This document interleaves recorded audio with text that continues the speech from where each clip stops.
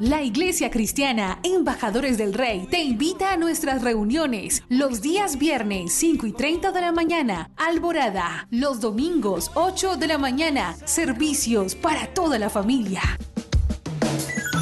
Usted es el hijo, la hija amada de Dios, en quien Dios tiene ¿qué? Complacencia. Ven con todos los tuyos. Carrera Tercera con calle 16, enseguida del Colegio Bautista, barrio San Nicolás. Porque todos los que son guiados por el Espíritu de Dios, los tales son hijos de Dios. Por tanto, somos embajadores de Cristo. Tú eres todo lo que yo soñé, yo te amo.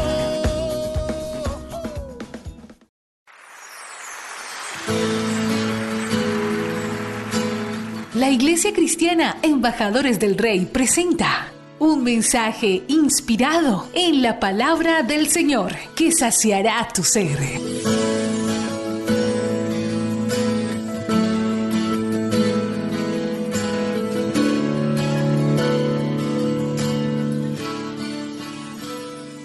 Bueno, hoy tenemos un tema controversial. Me fascinan los temas que causan controversia, que traen polémica. De hecho, el Señor Jesús, cuando usted analiza las predicaciones del Señor Jesús, cuando Él predicaba, había gente que le gustaba y otros que no. Otros literalmente crujían los dientes. Si usted va a un lugar donde la enseñanza es liviana y usted ahí como que no ni se incomoda, ahí no está pasando absolutamente nada. Porque cuando el Señor Jesús les da un mensaje a sus discípulos, dice la Biblia que muchos de ellos se apartaron del Señor. Y entonces el Señor mira a sus 12 y les dice, ¿ustedes también se quieren ir? Y Pedro contesta, dice, ¿a quién iremos, Señor? Si solo tú tienes palabras de vida eterna. Pero antes de eso, el discípulo Pedro y los demás dicen, dura es esta palabra, dura. La palabra que trae salvación es una palabra a veces, ¿qué? Dura. Y yo quiero contarle y quiero reconocer que uno a veces como pastor y como hombre de Dios, muchas veces nos enseñaron mal cosas, ¿no? Entonces, en ese orden de ideas, a veces nos enseñaron mal algo y uno ¿qué hace cuando lo aprende mal? Pues lo enseña mal.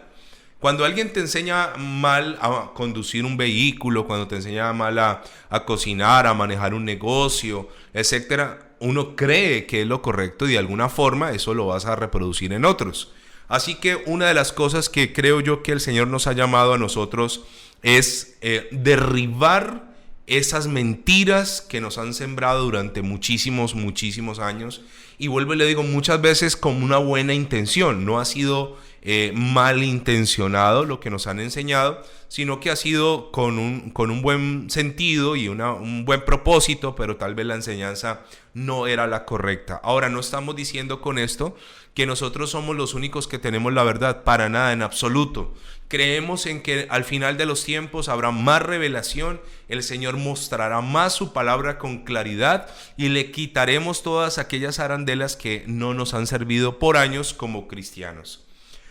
Yo vengo de una influencia cristiana, por un lado carismática, el tema de la iglesia carismática como tal, una iglesia avivada, una iglesia moderna, digámoslo de esa manera, pero siempre me ha interesado muchísimo el tema de la guerra espiritual. Siempre me interesé por el tema de la guerra espiritual porque precisamente yo tuve que enfrentar en mi casa situaciones muy complejas, con mi papá, con mi mamá, con mi hermana, gente que no creía en Dios, gente que estaban bajo influencia espiritual de demonios. Así que yo creo firmemente en la guerra espiritual, soy defensor de la guerra. Creo que hay una batalla que hay que librar cada día. Creo que la Biblia dice que Satanás anda buscando a quien devorar, anda alrededor como un león rugiendo.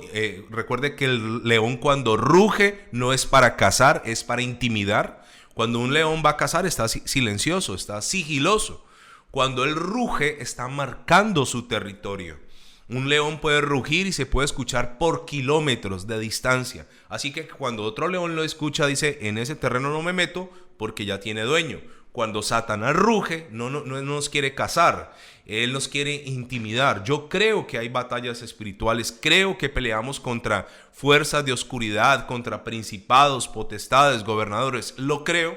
Pero también quiero hoy sembrar un principio, si usted me lo permite, y creo que si usted le ora al Señor, si esto viene de parte del Señor, te dará paz, te dará paz, te dará entendimiento, te dará sabiduría. Yo eso es lo que creo, eso es lo que siempre algo cuando es de Dios traerá ¿qué? Paz, y traerá alivio y traerá seguridad. Entonces hay algunas iglesias, y lo voy a decir con mucho respeto, que han tomado dos posturas. Una postura es que el diablo no les importa, y esa postura, digámoslo, que es totalmente equivocada. ¿Por qué razón? Porque si bien es cierto que Jesucristo venció en la cruz a Satanás, Satanás todavía tiene un campo de acción hasta ser destruido. Recuerde que Satanás será destruido después del milenio. Si usted conoce los acontecimientos futuros, usted sabe que vivimos en la dispensación de la gracia. Después de la dispensación de la gracia vendrá algo que se llama el arrebatamiento de la iglesia.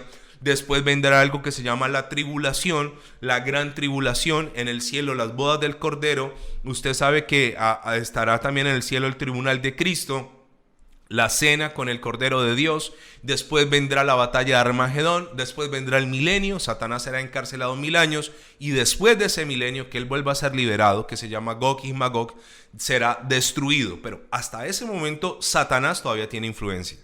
Entonces hay iglesias que desconocen al diablo, no nos metamos con el diablo, hacen casi un pacto, si me lo permite decirlo de esta manera, con el diablo de no agresión.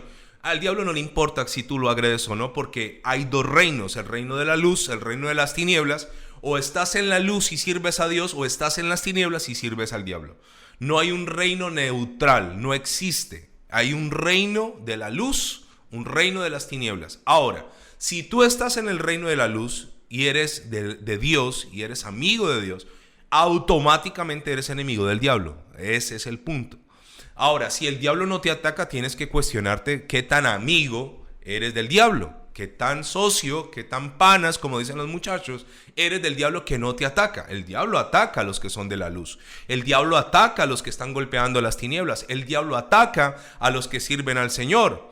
Ahora, por otro lado, hay una corriente religiosa que todo es el diablo. Entonces todo es el diablo, y hay cultos donde se menciona más al diablo que a Dios, y todo gira en torno al diablo. Y conozco cristianos que le tienen miedo al diablo, y cristianos que no, y es que el diablo no hace sino montármela, y el diablo me tiene acorralado, y el diablo me tiene pisoteado, y el diablo me está destruyendo el hogar, y el diablo, y realmente le han sobredimensionado el poder del diablo, le han dado más poder al diablo que el diablo realmente tiene. Entonces yo quiero decirte esto. Primero hay que tener un equilibrio. Recuerde que cuando Pablo habla de la armadura de Dios, habla del cinto, el cinturón de la verdad, que es el que sostiene la armadura, una correa que sostenía toda una estructura. Y cuando habla de la verdad, habla de equilibrio. Hay que tener un equilibrio allí en mi vida.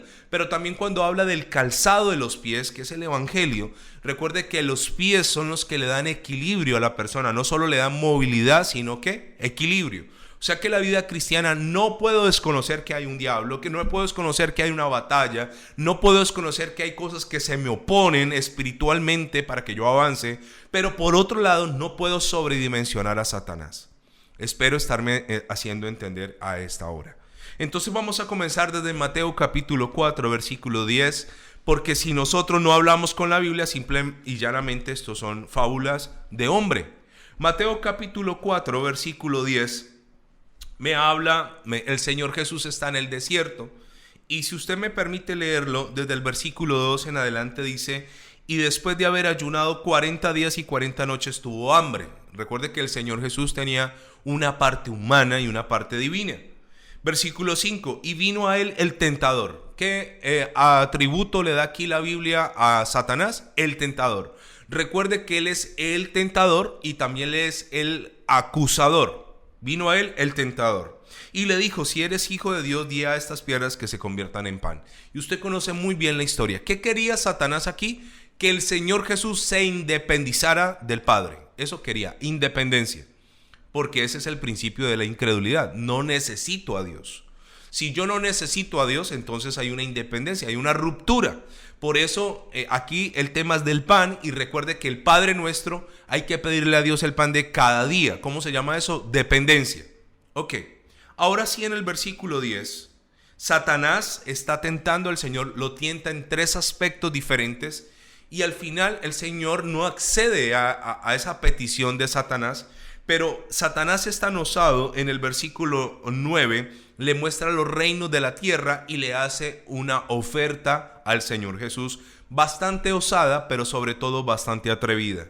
Y le dijo: todo esto te daré si postrado me adorares.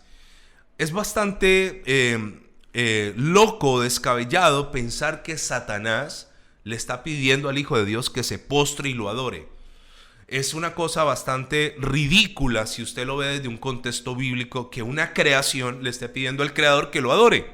Recuerde que por Jesús fueron hechas todas las cosas. Ahora, el Señor Jesús conserva la calma y le da una respuesta que de aquí parte esta enseñanza. Le dice en el versículo 10: entonces Jesús le dijo: vete, Satanás, porque escrito está, al Señor tu Dios adorarás. Primero, ¿a quién tiene que adorar Satanás? A Dios. Y segundo, le dice esto: y a Él solo servirás. Entonces Satanás en realidad le está recordando el Señor Jesús le está recordando a Satanás a quién debe servirle y a quién debe adorarle. Lo ubica. El diablo, le voy a decir esto: el diablo le sirve a Dios. El diablo le sirve, le guste o no, le tiene que servir a Dios. Entonces el Señor Jesús le dice a Satanás: ¿sabes qué, Satanás? Ubícate.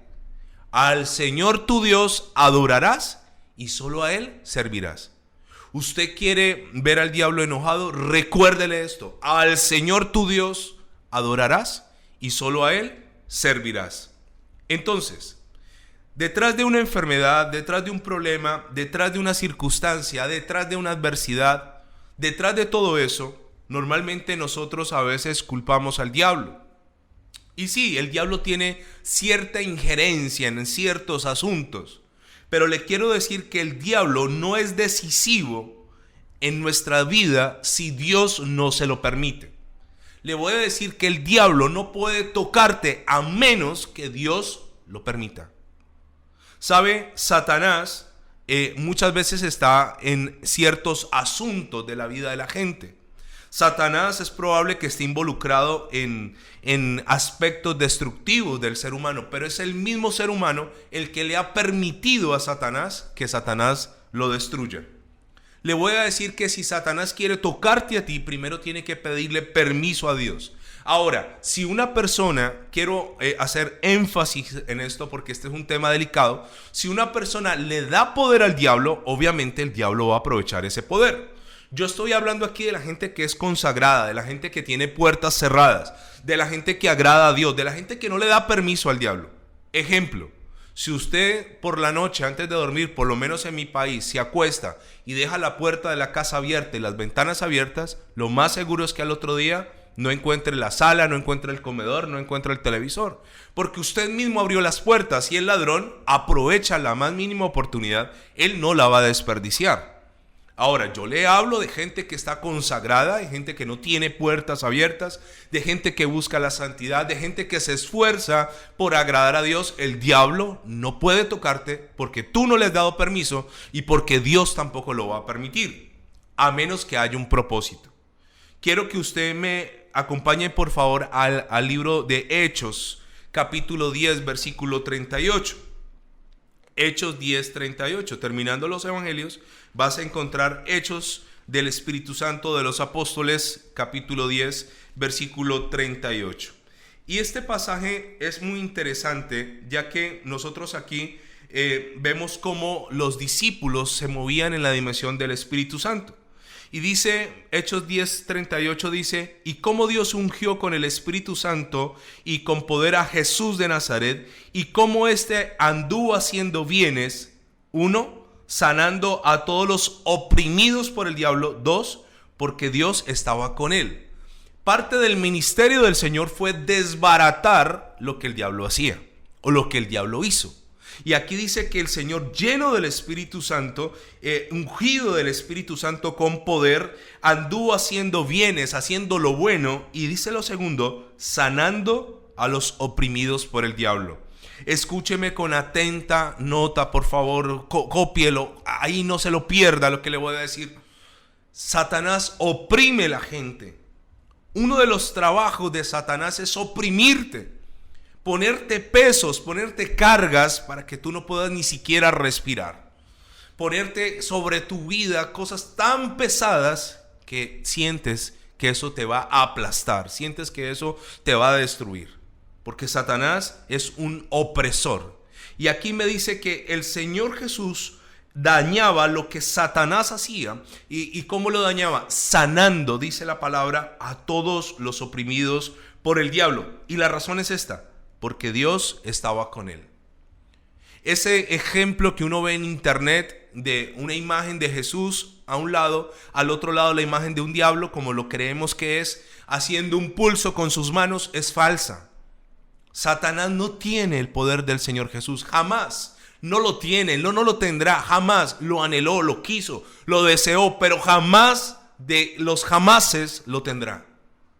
Así que una pelea de Jesús en un lado, el Señor, y al otro lado, en el ring, el diablo, es comparado como usted ponga un boxeador profesional, ponga a Mike Tyson en una esquina y ponga un bebé de 2 meses en la otra. Es absurdo y ridículo que pueda haber un enfrentamiento allí.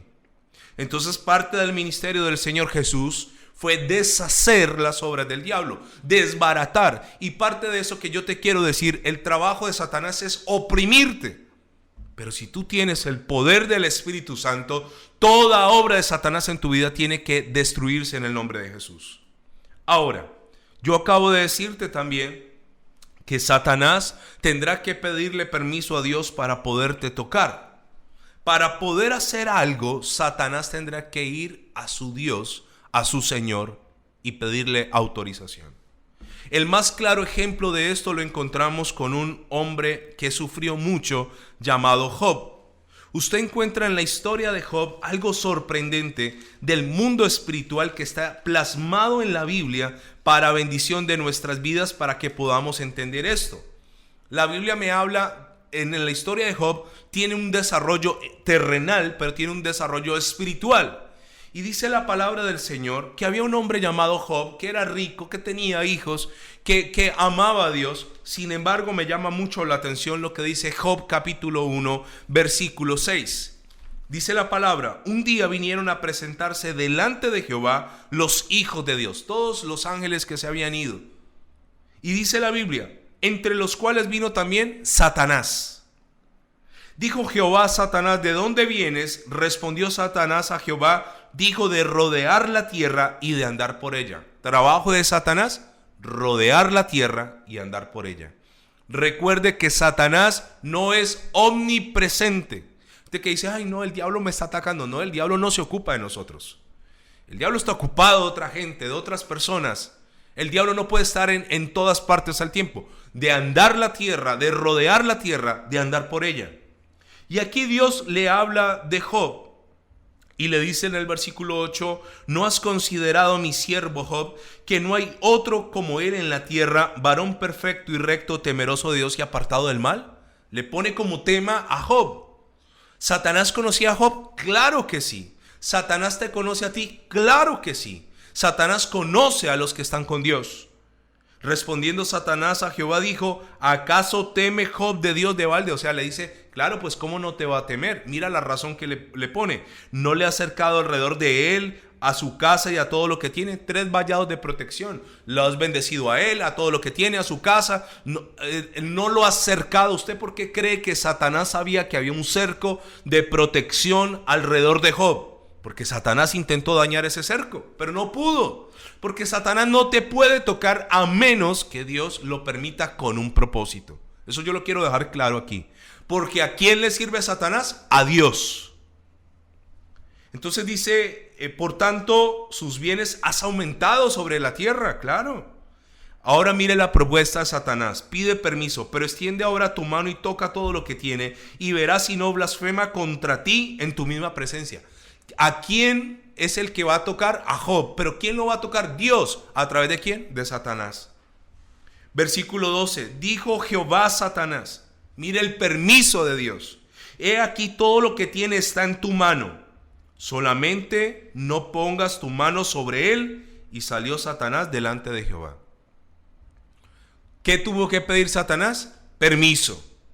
Satanás no podrá tocarte a menos que Dios, ¿qué?, se lo permita. Wow, eso a mí me da mucha tranquilidad.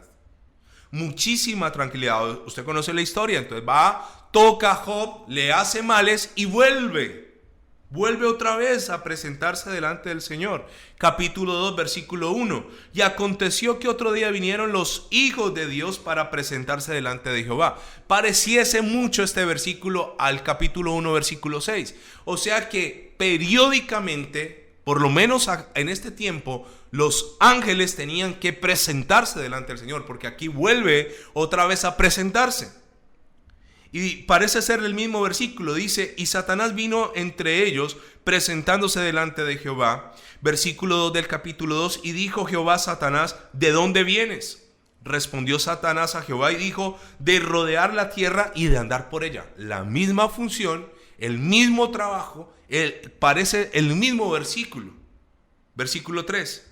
Jehová dijo a Satanás, ¿no has considerado a mi siervo Job, que no hay otro como él en la tierra, varón perfecto y recto, temeroso de Dios y apartado del mal, que todavía retiene su integridad, aun cuando tú me incitaste contra él para que lo arruinara sin causa?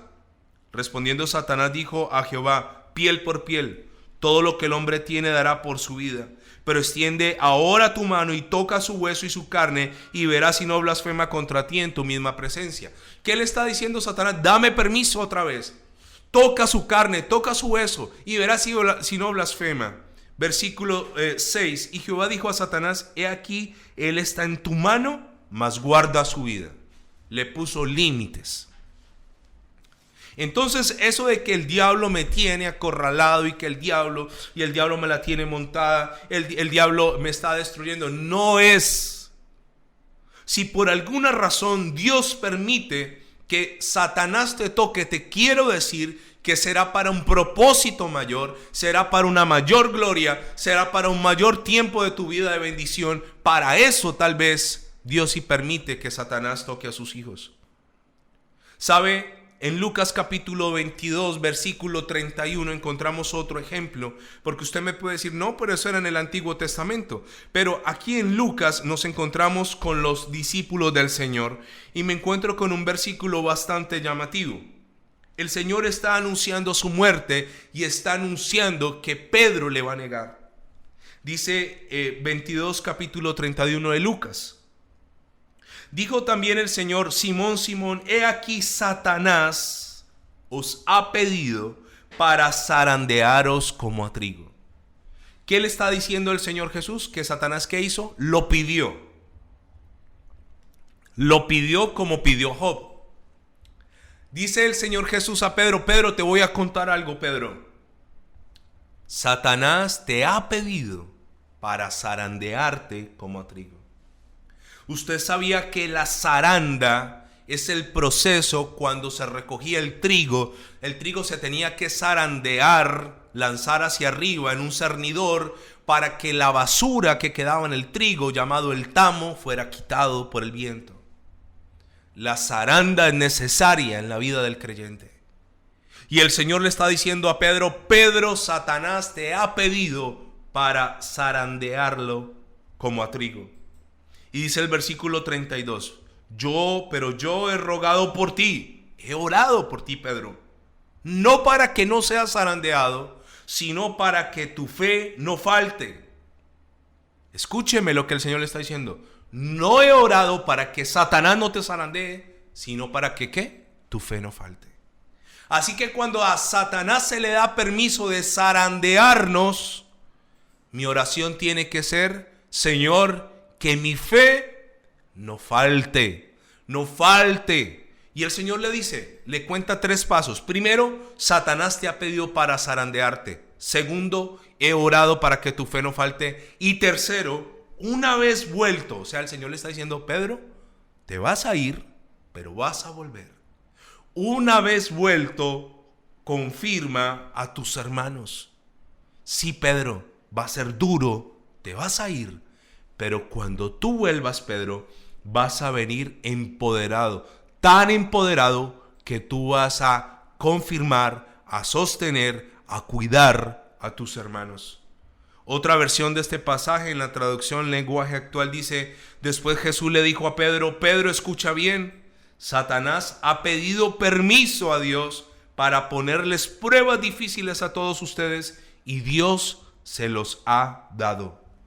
En este pasaje podemos ver cómo Pedro ignoraba el hecho que Satanás había llegado ante el Señor con una petición, reclamando su vida para zarandearlo.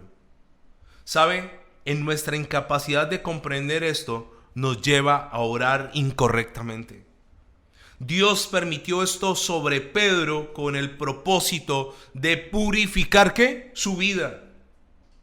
El consejo típico de hoy sería probablemente decir, en el caso de Pedro y de Job: te ato, Satanás, y te reprendo. Tal vez sin saber que esto formaba parte del plan de Dios. Imagínese a alguien que mira a Job y dijera: fuera la enfermedad de Job, vamos a orar, fuera ahora toda enfermedad, porque así nos han enseñado, ato el espíritu de enfermedad. Ahora, cuando Dios le dio permiso, no fue para poner daño en Job ni poner daño en Pedro, sino todo lo contrario. Fue para que las aflicciones que Satanás le estaba causando purificaran a estos hombres para llevarlos a otro nivel. Mucha gente quiere orar como Pedro, quiere hacer milagros como Pedro, que su sombra sane, pero no quieren ser zarandeados. Ser zarandeados, por supuesto que es doloroso, claro que sí, pero le quiero decir que cuando Job salió de todo esto con una mayor comprensión de la grandeza de Dios y de su propósito en su vida, Job se volvió un hombre imparable, imparable. Pedro, después de que fue zarandeado, sí, fue avergonzado, pasó momentos de dolor, pasó momentos de humillación, pasó momentos de quebranto, pero luego Pedro, el Pedro que usted ve después de esto, es un Pedro poderoso. Ahora, segunda de los Corintios, carta a los Corintios, capítulo 12, acompáñenme rápidamente, por favor. Versículo 7. Aquí hay otro gran hombre de Dios. Otro gran hombre de Dios que reconoce que Satanás le trabaja a Dios y le sirve para sus propósitos. Segunda de Corintios capítulo 12 se llama el aguijón en la carne. Y habla el apóstol Pablo, y permítame leerle desde el versículo 1, y dice: ciertamente no me conviene gloriarme, dice Pablo, pero vendré a las visiones y a las revelaciones del Señor. Y Pablo, hablando de sí mismo, dice: conozco un hombre en Cristo que hace 14 años, si en el cuerpo no lo sé, si fuera del cuerpo no lo sé, Dios lo sabe, fue arrebatado hasta el tercer cielo. Usted sabía que el apóstol Pablo fue arrebatado del tercer cielo. Pablo, él dice: yo no sé si en visiones o si fue en sueños, yo fui arrebatado del tercer cielo. Pablo conoce algo que usted y yo nunca hemos visto. Pablo vio ángeles, seres vivientes, tal vez. Pablo vio a Dios, vio la gloria de Dios, vio el trono de Dios. Yo qué sé que vio Pablo. Fue al tercer cielo. Y Pablo dice esto: y conozco a tal hombre, si en el cuerpo fuera del cuerpo no lo sé, Dios lo sabe, que fue arrebatado al paraíso. Pablo estuvo allí, imagínese, donde oyó palabras inefables que no le es dado al hombre expresar.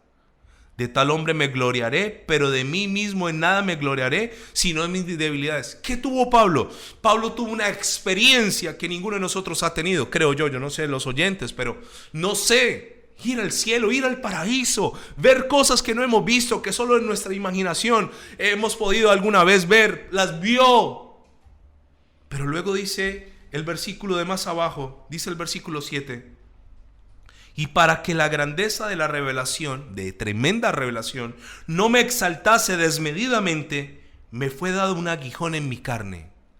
O sea, para que esto no lo destruyera a él, la grandeza de lo que Pablo acaba de ver, la grandeza de esta revelación, la grandeza de haber estado en el paraíso, la grandeza de conocer el tercer cielo, no lo destruyese, le era necesario tener ¿qué? Un aguijón. Y dice el versículo: un mensajero de Satanás que me abofetee para que no me enaltezca sobremanera. ¿Qué tenía Pablo? Un aguijón. Un mensajero, él reconoce de Satanás que lo abofeteaba en la cara. Y Pablo reconoce que era necesario este aguijón, porque o si no se iba a enaltecer sobremanera. Entonces dice el versículo 8: respecto a lo cual 3 veces he rogado al Señor que me lo quite de mí. ¿Qué ha hecho Pablo? ¿Ha reprendido al diablo? ¡Fuera el diablo de mi vida! ¡Fuera Satanás! No. Pablo sabía que si había algo operando en él, era porque Dios lo estaba permitiendo. Pablo sabía que Satanás no tiene poder sobre su vida como creyente, a menos que le abra puertas. Pero como Pablo es un hombre santo, es un hombre guardado, le pidió a Dios que le quitara. Y dice, oré 3 veces. Ahora escúcheme esto, voy a derribar un concepto. Anda un hermano de la iglesia que uno lo ve lindo, que es una bella persona, que agrada a Dios, y le pasa algo malo. Lo primerito que dicen los religiosos juzgones es, anda en pecado. Eso es el pecado, eso es que tiene un guardado, eso es que por ahí tiene un escondido. Y por eso le está pasando eso. Mire, no juzgue. No juzgue. Pablo no tenía ningún guardado, ningún torcido, nada por ahí chueco. Sin embargo, Dios permite que Satanás lo toque por causa de la grandeza de la revelación que Dios le está dando a Pablo. Tiene que tener un aguijón. Y dice que él ha pedido a Dios 3 veces. Y el Señor le dice en el versículo 9, y él me ha dicho, bástate mi gracia, porque mi poder se perfecciona en la debilidad. Por tanto, de buena gana me gloriaré más bien en mis debilidades, para que repose sobre mí el poder de Cristo. ¿Usted ve a Pablo echando fuera al diablo de su vida? No. Él sabía que Satanás tiene que pedirle permiso a Dios. Él sabía que Satanás, si lo estaba tocando, era porque Dios, como a Pedro y a Job, Dios se lo estaba permitiendo. Ahora, ¿Dios permite que el diablo me toque por malo? No. Dios permite por algo grande, con un gran propósito. Ahora, no podría Pablo tener estas revelaciones si no tuviera un aguijón. ¿Por qué? Porque se podría creer que Dios. Ahora, yo le voy a decir esto. La Biblia es clara cuando me habla de las pruebas y las dificultades. Primera de Pedro, capítulo 4, versículo 18 y 19. Acompáñeme rápidamente. Primera epístola de Pedro, capítulo 4, versículo 18 y 19. Dice, y si el justo con dificultad se salva, ¿en dónde aparecerá el impío y el pecador? De modo que los que padecen según la voluntad de Dios, encomienden sus almas al fiel Creador y hagan el bien. El justo con dificultad se salva. Y dice que los que padecen según la voluntad de Dios. ¿Qué está diciendo aquí? Que tendremos que padecer por causa de la voluntad del Señor. ¿Qué tenemos que hacer? Encomendar nuestras almas al fiel Creador. Y luego dice, hagan el bien. Pablo no trató de atar, de reprender, de echar fuera al mensajero satánico que lo abofeteaba. Él sí oró a Dios para que se lo quitara, pero fue una petición, mas no una orden. Hoy en día, a veces no le pedimos a Dios, si es su voluntad, con humildad, que nos conceda nuestras peticiones, sino que creemos que la dificultad que estamos pasando no es la voluntad de Dios y por el contrario, le ordenamos a Dios que nos la quite. Le ordenamos. Hemos pasado de la humildad a la altivez. Ahora, Dios en su infinita sabiduría sabe exactamente qué necesita usted y qué necesito yo. Dios sabrá dónde tocarnos, qué hacer con nosotros y si tendrá que utilizar o no a Satanás. Pablo, con todo gusto, aceptó el trato de Dios para su vida. ¿Sabe qué dice 2 Corintios capítulo 12, versículo 9 y 10? Dice, por tanto de buena gana me gloriaré más bien en mis debilidades para que habite en mí el poder de Cristo. Uno de los hombres que sufrió quebranto fue el rey David. David tuvo que sufrir mucho y padecer mucho. Algunos de esos padecimientos de David fueron buscados por él mismo. Algunos otros, Dios mismo lo permitió. Yo le quiero decir que una de las historias de David que a mí más me acongojan es cuando su propio hijo se levanta a matarlo. Y David está subiendo el monte de los olivos sin saber que 2000 años después el Señor Jesús estaría en ese mismo monte. Y David viene llorando. Y esta historia me conmueve mucho porque sale un hombre y le arroja piedras al rey. Y comienza a maldecirlo y comienza a decirle cosas. Y comienza a maldecir al rey. Y yo noto un rey que dice a sus hombres: déjenlo, porque tal vez de parte de Dios me está hablando. Acompáñenme por favor a 2 de Samuel rápidamente. Capítulo 15, en adelante del versículo 30. 2 de Samuel 15, 30. David va subiendo después de que su hijo Absalón lo quiere matar.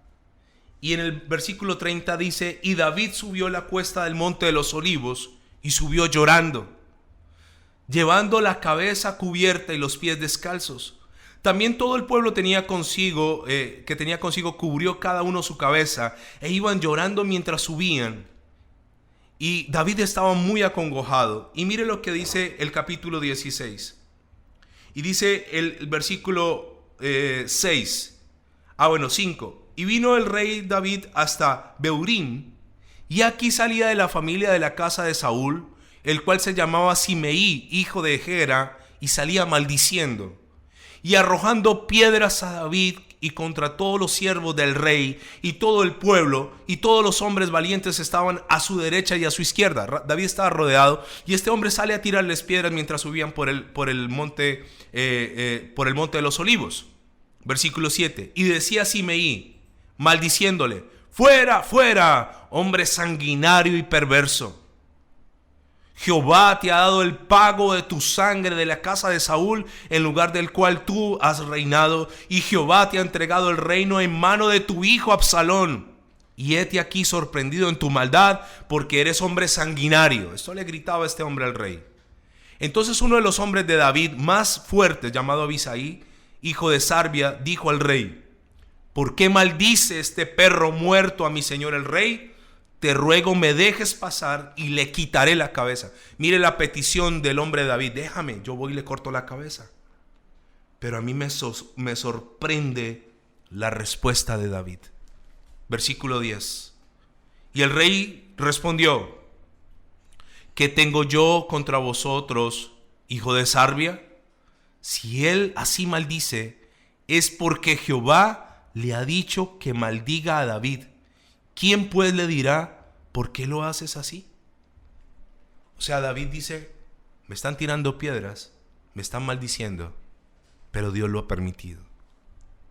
Yo le quiero decir esto: Satanás no podrá tocarte a menos que tú mismo se lo permitas, o a menos que Dios lo permita con un propósito mayor.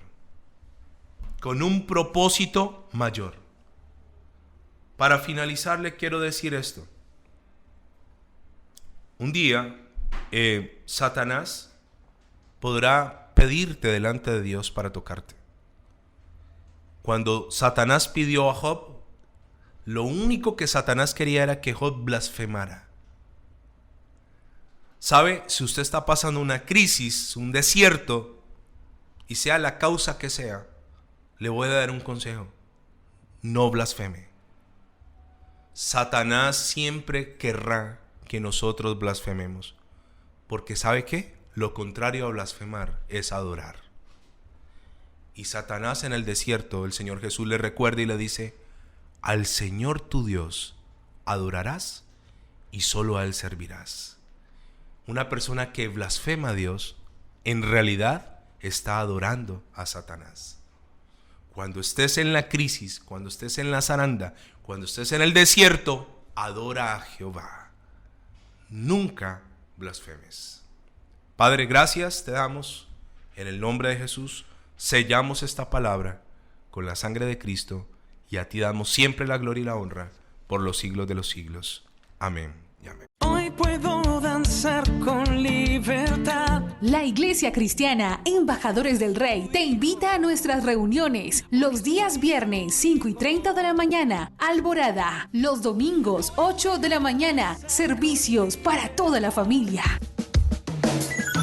Usted es el hijo, la hija amada de Dios, en quien Dios tiene ¿qué? Complacencia. Ven con todos los tuyos. Carrera Tercera con calle 16, enseguida del Colegio Bautista, barrio San Nicolás.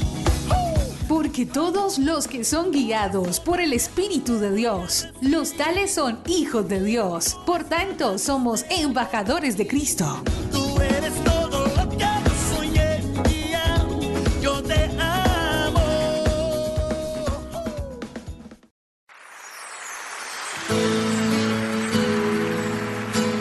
La Iglesia Cristiana Embajadores del Rey presenta un mensaje inspirado en la palabra del Señor que saciará tu ser.